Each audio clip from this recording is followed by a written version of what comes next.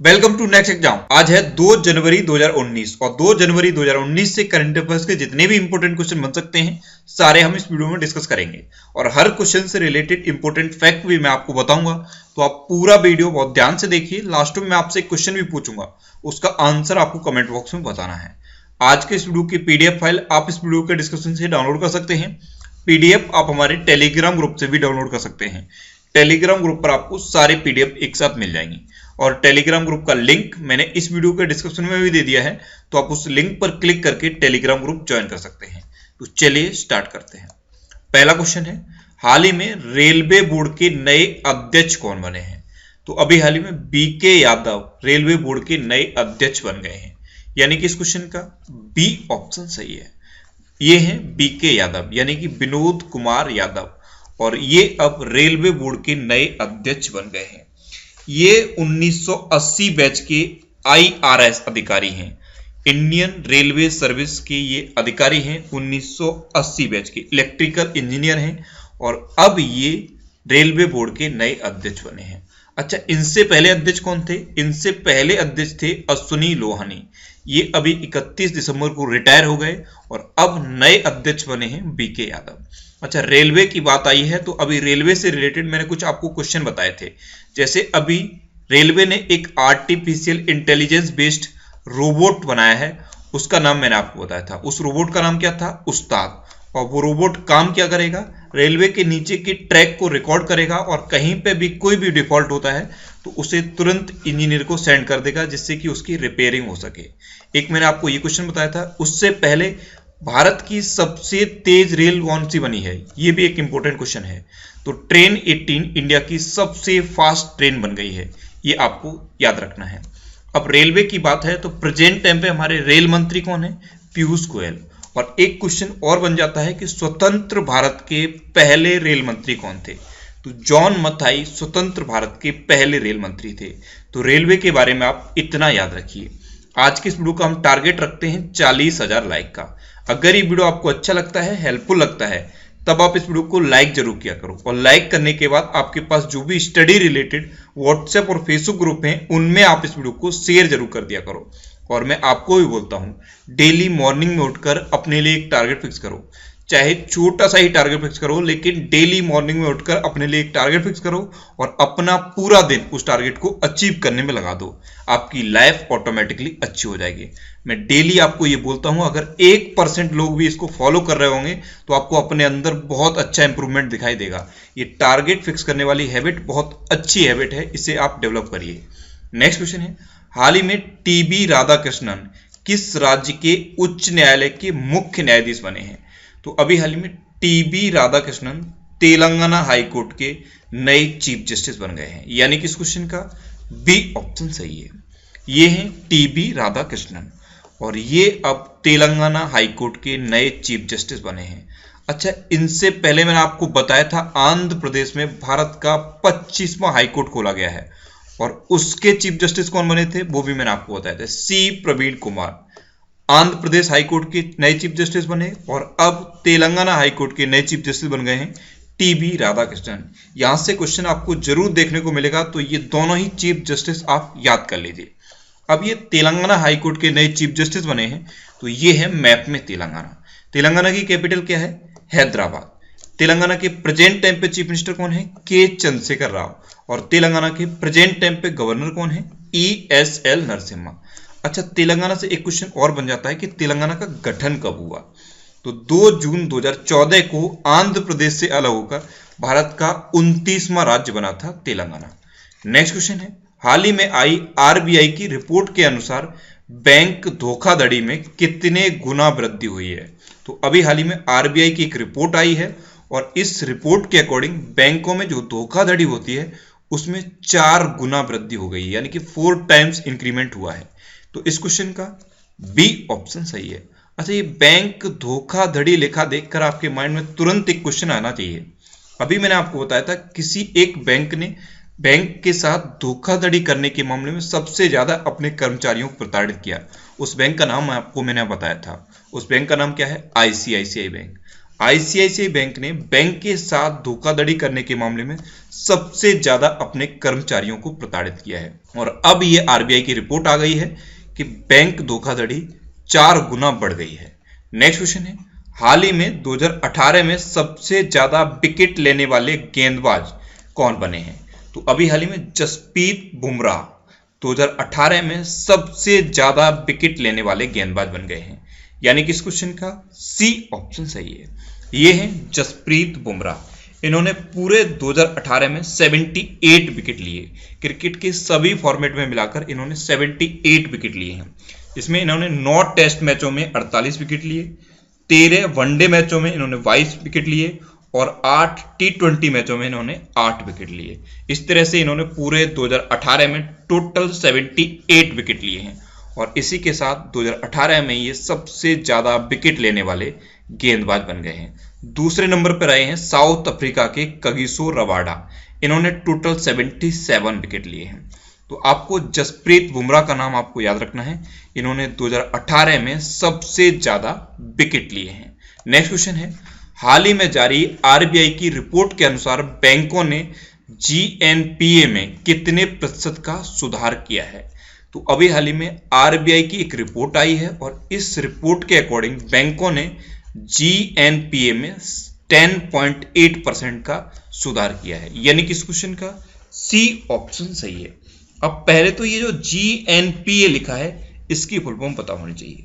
GNPA की full form होती है ग्रॉस नॉन परफॉर्मिंग एसेट।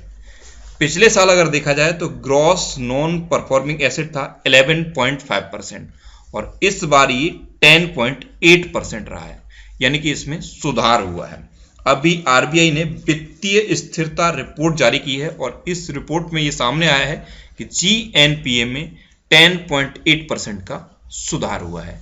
अब आरबीआई की रिपोर्ट है तो मैं आपको आरबीआई के बारे में बताता हूं। आरबीआई की स्थापना कब हुई थी? 1 अप्रैल 1935 को। आरबीआई का हेडक्वार्टर कहां पे है? मुंबई में। और आरबीआई के अभी हाल ही में 25वें नंबर के गवर्नर कौन बने हैं? शक्तिकांत दास।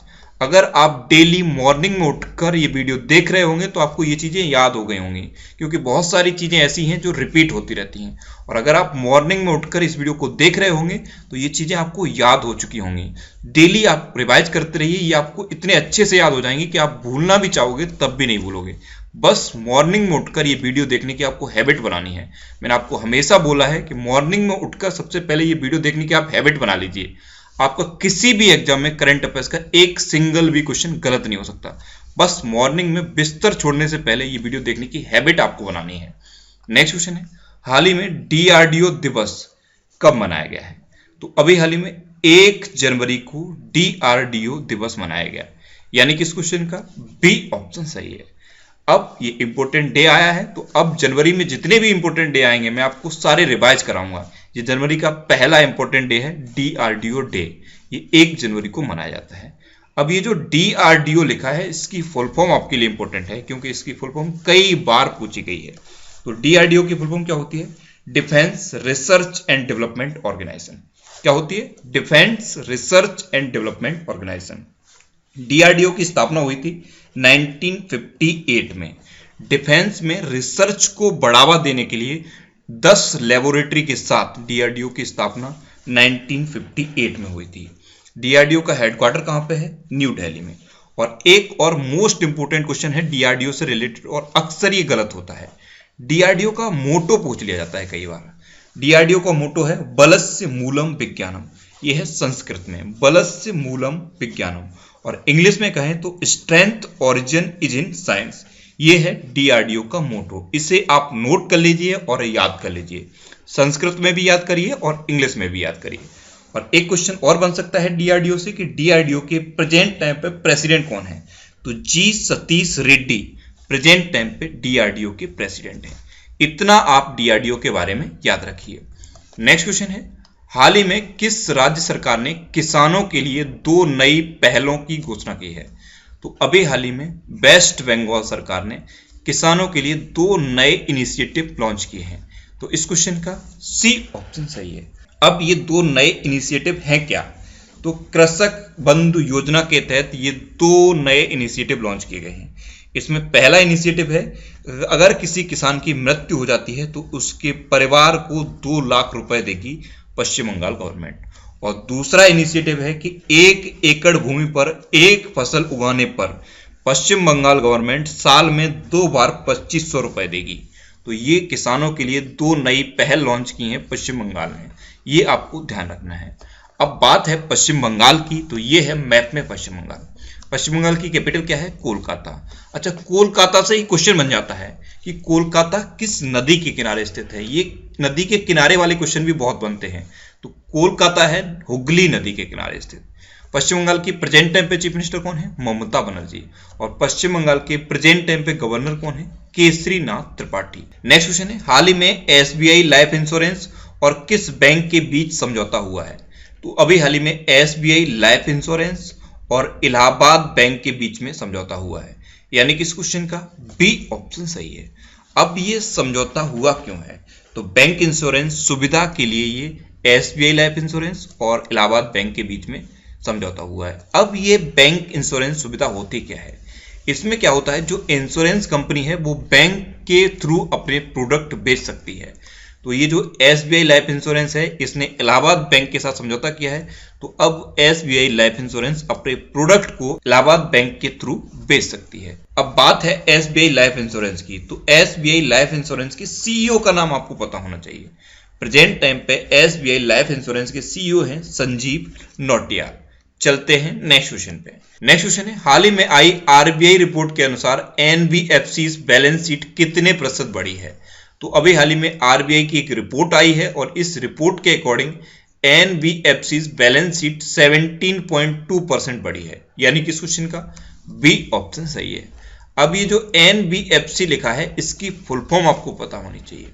एनबीएफसी की फुल फॉर्म होती है non banking finance company. Next question है, हाल ही में सरकार ने 4 पीएसबी में कितने करोड़ रुपए निवेश किए हैं? तो अभी हाल ही में सरकार ने 4 पीएसबी में 10,882 करोड़ रुपए निवेश किए हैं, यानी कि इस क्वेश्चन का सी ऑप्शन सही है। मैंने आपको बताया था बैंकों के पास पैसा नहीं है, इसीलिए सेंट्रल गवर्नमेंट बैंकों में निवेश कर रही है जिससे कि बैंक लोन दे पाए। तो अब सेंट्रल गवर्नमेंट ने 4 पीएसबी में 10,882 करोड़ रुपए निवेश किए हैं। अब ये 4 पीएसबी हैं कौन कौन से? पहले तो पीएसबी की फुल फॉर्म क्या होती है? Public sector bank. और 4 पीएसबी कौन कौन से हैं? UCO bank, bank of Maharashtra, syndicate bank और सेंट्रल बैंक ऑफ इंडिया। इन 4 पीएसबी में सेंट्रल गवर्नमेंट ने 10,882 करोड़ रुपए निवेश किए हैं। नेक्स्ट क्वेश्चन है, हाल ही में उष्णकटिबंधीय तूफान उस्मान किस देश में आया है? तो अभी हाल ही में उष्णकटिबंधीय तूफान उस्मान आया है फिलीपींस में, यानी कि इस क्वेश्चन का सी ऑप्शन सही है। जब इस टाइप के तूफान आते हैं और इनसे किसी देश को बहुत ज्यादा लॉस होता है तो ये क्वेश्चन बनते हैं, इसीलिए मैंने इस तूफान का नाम हाईलाइट किया है। इसका नाम है उस्मान। इसका नाम आप जरूर याद रखना। आपसे पूछ लिया जाएगा कि अभी हाल ही में तूफान उस्मान किस देश में आया है, तो आप बताएंगे फिलीपींस में। अब ये फिलीपींस में आया है, तो ये है मैप में फिलीपींस। फिलीपींस की कैपिटल है मनीला। अच्छा, मनीला सुन के आपको कुछ याद आना चाहिए, एडीबी का हेडक्वार्टर है मनीला में। ये आप ध्यान रखिए, एडीबी का हेडक्वार्टर भी कई बार पूछा जाता है। फिलीपींस की करेंसी क्या है? फिलीपींस पैसो। और फिलीपींस के प्रेजेंट टाइम पे प्रेसिडेंट कौन है? रोड्रिगो डुटेर्टे। नेक्स्ट क्वेश्चन है, हाल ही में चक्रवात गाजा ने भारत के किस राज्य को प्रभावित किया है? तो अभी हाल ही में चक्रवात गाजा ने तमिलनाडु को सबसे ज्यादा प्रभावित किया है, यानी कि इस क्वेश्चन का बी ऑप्शन सही है। और इसके लिए सेंट्रल गवर्नमेंट ने 1,140 करोड़ भी दिए हैं तमिलनाडु को, क्योंकि गाजा की वजह से तमिलनाडु को बहुत ज्यादा लॉस हुआ है, इसीलिए सेंट्रल गवर्नमेंट ने 1,140 करोड़ रुपए दिए हैं तमिलनाडु को। अब ये चक्रवात गाजा से सबसे ज्यादा प्रभावित है तमिलनाडु, तो ये है मैप में तमिलनाडु। तमिलनाडु की कैपिटल क्या है? चेन्नई। तमिलनाडु के प्रेजेंट टाइम पे चीफ मिनिस्टर कौन है? एडप्पाडी के पलानीस्वामी। और तमिलनाडु के प्रेजेंट टाइम पे गवर्नर कौन है? बनवारी लाल पुरोहित। अब लास्ट वीडियो के क्वेश्चन का आंसर। लास्ट वीडियो में मैंने आपसे क्वेश्चन पूछा था कि हाल ही में आर्टिफिशियल इंटेलिजेंस संचालित रोबोट उस्ताद किसने विकसित किया? तो ये भारतीय रेलवे ने विकसित किया, यानी कि इस क्वेश्चन का बी ऑप्शन सही था। और लगभग सभी स्टूडेंट ने इसका आंसर सही दिया है। मोस्टली स्टूडेंट ने इसके बारे में डिटेल में लिखा। मैं आपको एक बार फिर बोलूंगा, क्वेश्चन के बारे में आपको जितना ज्यादा से ज्यादा पता हो आप लिखा करो, क्योंकि जो चीजें आप लिख देते हो फिर उन्हें आप कभी नहीं भूलते। अब आपके लिए आज का क्वेश्चन है, हाल ही में नया मुख्य सूचना आयुक्त यानी कि चीफ इंफॉर्मेशन कमिश्नर किसे नियुक्त किया गया है? 4 ऑप्शन दिए गए हैं, इनमें से आपको अपना आंसर बताना है। और इसके अलावा हम हमारे फेसबुक पेज पर प्रीवियस ईयर के क्वेश्चन डेली पोस्ट करते हैं, तो आप फेसबुक पर नेक्स्ट एग्जाम सर्च करके हमारा फेसबुक पेज ज्वाइन कर सकते हैं, क्योंकि प्रीवियस ईयर के क्वेश्चन आपको बहुत हेल्प करते हैं। अगर आपको किसी क्वेश्चन में कोई डाउट होता है या आपको अपने करियर से रिलेटेड भी कोई भी प्रॉब्लम है, तो आप इंस्टाग्राम पे इंद्रेश आरसी INDRESHRC इंस्टाग्राम पे इंद्रेश आरसी सर्च करके आप मेरे साथ जुड़ सकते हैं और कोई भी डाउट, कोई भी confusion without any hesitation discuss कर सकते हैं। आज के वीडियो का आप टारगेट जरूर याद रखना, आज के वीडियो का टारगेट है 40,000 लाइक का। तो अगर ये वीडियो आपको अच्छा लगा है, हेल्पफुल लगा है, तब आप इस वीडियो को लाइक और शेयर जरूर करना। तो ये था आज का हमारा करंट अफेयर्स का वीडियो। आपको ये वीडियो कैसा लगा प्लीज कमेंट बॉक्स में जरूर बताना, और अगर अभी तक भी आपने हमारे इस चैनल को सब्सक्राइब नहीं किया है तो इसे आप सब्सक्राइब जरूर कर लीजिए। आपको इस चैनल से निश्चित ही मदद मिलेगी। जब भी आप इसे सब्सक्राइब करेंगे तो बराबर में एक बेल आइकन बन के आएगा, आप उस बेल आइकन पर जरूर क्लिक कर लें, जिससे कि आपको डेली मॉर्निंग में करंट अफेयर्स की वीडियो मिलती रहे। Next exam always with you. Thanks for watching.